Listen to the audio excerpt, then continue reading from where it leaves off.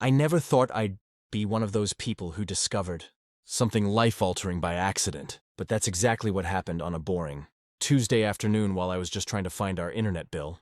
My husband Mark and I have been married for 9 years. We're both in our mid-30s.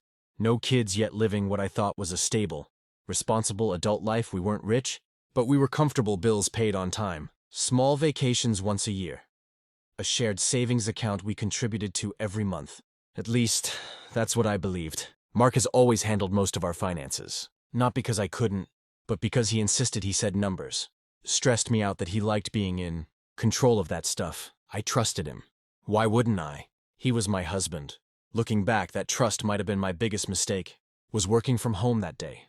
When the internet suddenly cut out, I went digging through the desk drawer where Mark kept important documents.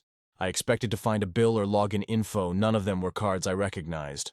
At first I thought maybe they were old or business expenses, or something harmless I just didn't understand. But then I saw the balances. Card 1, 18,742.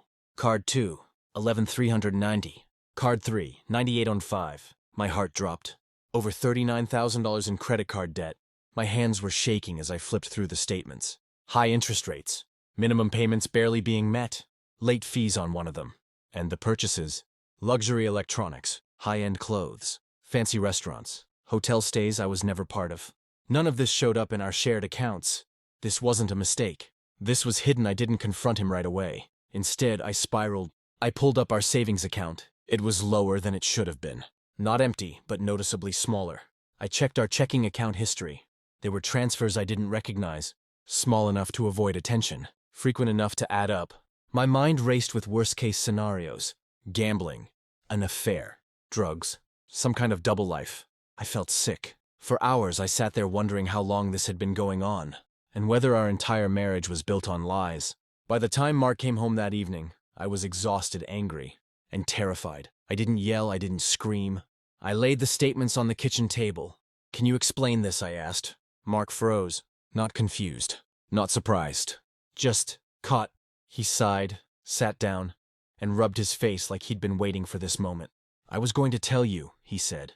That sentence still makes my blood boil. According to Mark, it started small. A credit card he opened to buy a new laptop for work.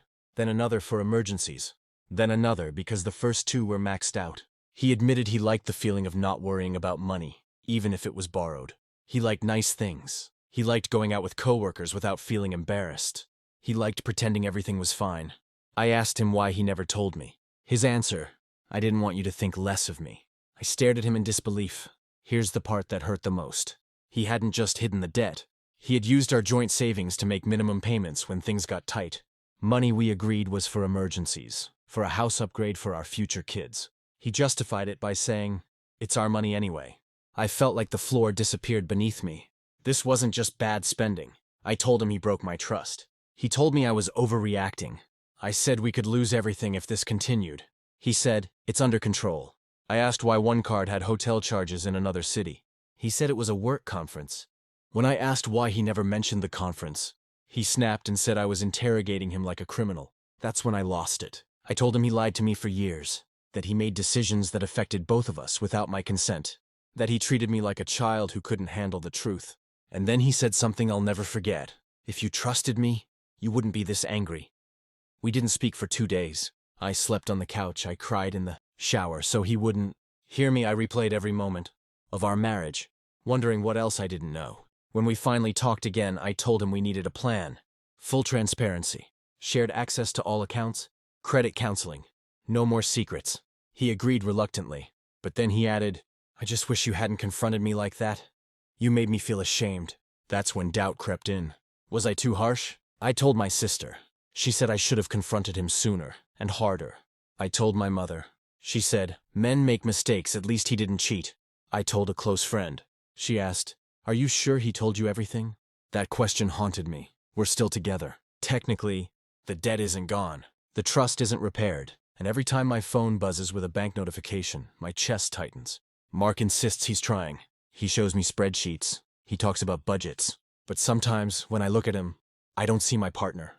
I see someone who was perfectly okay lying to my face as long as his comfort was protected.